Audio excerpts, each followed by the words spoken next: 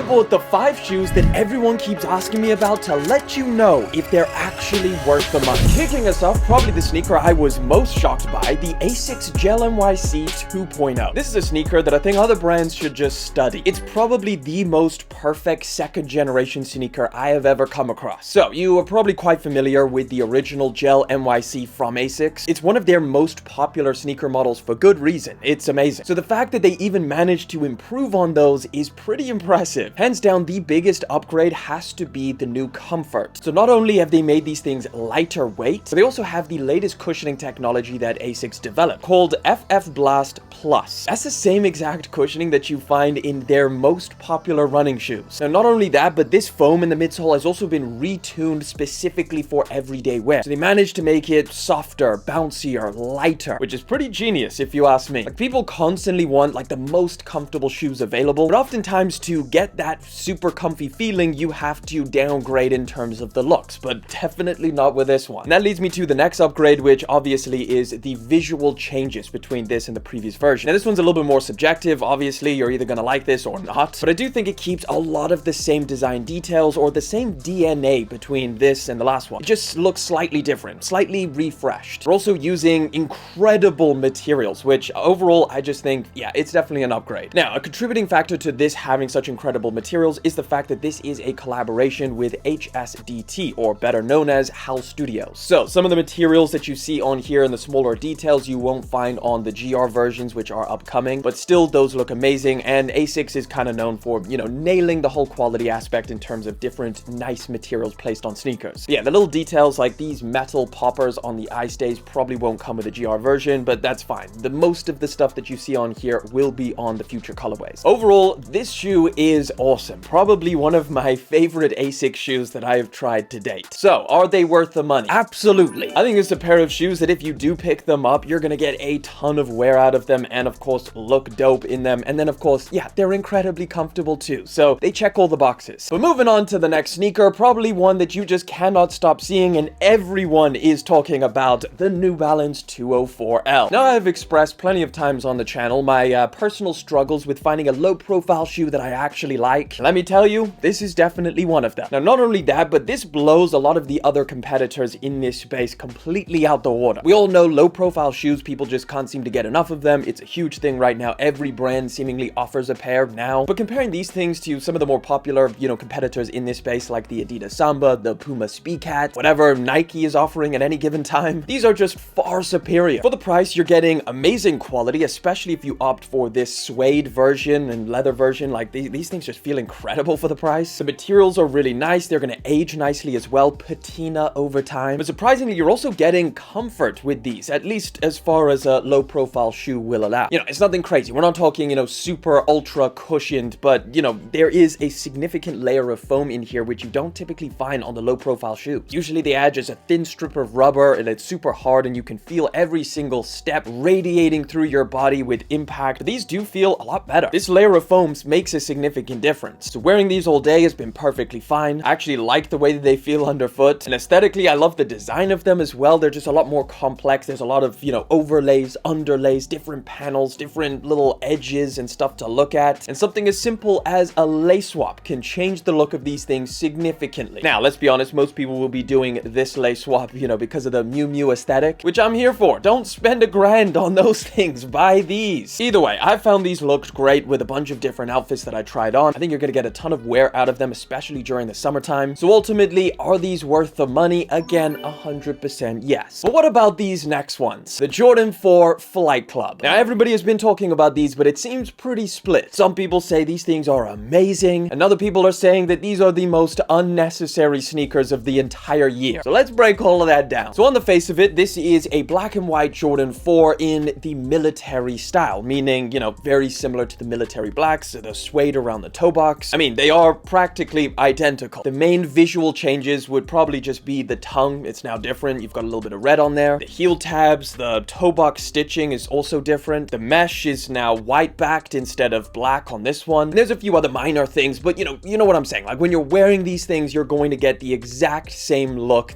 with either of these shoes. Now, are these worth it? Are they worth the money? And in my opinion, no, definitely not. If you're going to buy these things right now, they are not worth the money. But if you don't buy these these right now, I think that there's a perfect storm brewing for these to become one of the best pickups in 2026. And what I mean by that is just wait for them to go on sale, okay? Don't pull the trigger, just wait. Have a little bit of patience. Look, they didn't sell out. They are still available on Nike's website, on all of the different retailers that stock these things. They're all fully available. And it is definitely not because this is a bad shoe. The perfect storm is a combination of a few different things. First of all, the fact that Nike made a ton of these things. Second, people have just come off of one of the craziest years of sneaker releases in history, 2025. Thirdly, this is not a collaboration or an OG colorway. When you combine all of those things, I'm gonna make a prediction. These are going to end up 30 to 50% off. And if you can get them for a discount, I think these things are just almost a no-brainer and are definitely going to be one of the best pickups that you can make at a discount. I mean, the military blacks were one of the most popular sneakers of their time for a reason. Everybody liked these things because anyone can wear them and look great. And these are exactly the same. They're so wearable. You could throw these things on with any outfit and look dope. The materials are great. For a Jordan 4, they nailed this. The stitching detail, I like it. I think it looks dope. Everything about these 4s is a go. Just don't buy them full price because you will definitely be taking an L if you do. Like, they're definitely gonna go down in price. Jordan brand has got so many other Jordan 4s dropping this year that I just don't think that they can afford to keep these things hanging around at full price. I think they're gonna try and get them gone in the next couple months to the next few weeks. And looking at the lineup of specifically Jordan 4s, like, these are probably gonna be the most wearable option that you can get this year. I mean, there's obviously gonna be a bunch of different options to go with, but in terms of just strictly plain, simple, easy, wearable colorways, this is it. So yeah, just remember this one, okay? Put a little pin in this one. But next up, probably one of the most baffling sneakers I have come across recently. This is the Adidas Purechill. This one's crazy because a lot of people have been asking me about these, but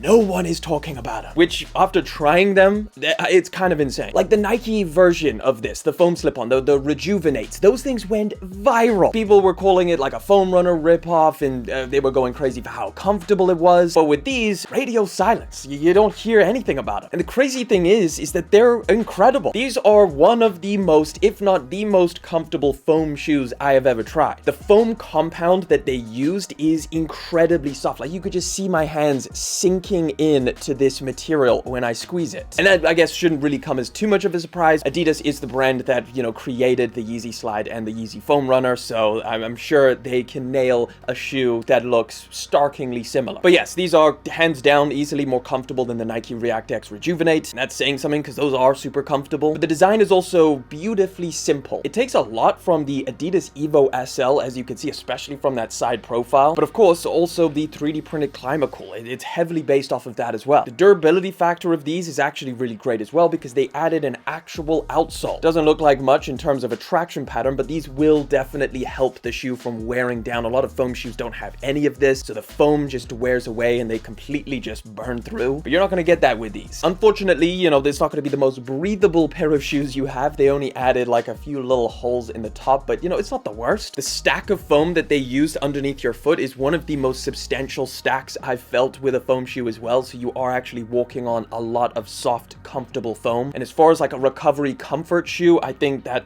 makes perfect sense. Ultimately, I think if you were looking for a slip-on style shoe, something that you could just throw on and be super comfortable in, this is probably one of the best options I've tried and the best option you can get. I think these are going to be a banger, especially for the summertime. So in summary, are these worth the money? 100% yes. But speaking of comfort, a pair of shoes that a lot of you guys have been asking me to review, the Nike ComfortRide Easy On. And if you want the quick answer, these are 100% worth the money. Because for the price of these things, which I actually think is pretty reasonable, you are getting one of the most comfortable shoes money can buy, period. Caveat, a little bit unfortunate with these things is that they have not released globally just yet. They're planning a launch globally later on this year. As of right now, these have only released fully in a few different regions, Asia being the main one. So right now, there's only a few different places that you can get it, mostly on like websites that offer, you know, the ability to buy Asian products and ship them over, or resale platforms. But when these do release globally, I highly recommend trying these out. They're specifically created by Nike for everyday comfort, or just to make a shoe as comfortable as possible. That's what they tried to do with these, and they achieved it. Now, the foam you see in the midsole is not only huge, huge, like a massive stack, but it's incredibly soft and just feels great underfoot. Honestly, it makes one of the most incredible walking around experiences I've felt. It's amazing. Now, another huge plus to this pair of shoes, which is a little bit of an overlooked aspect, which I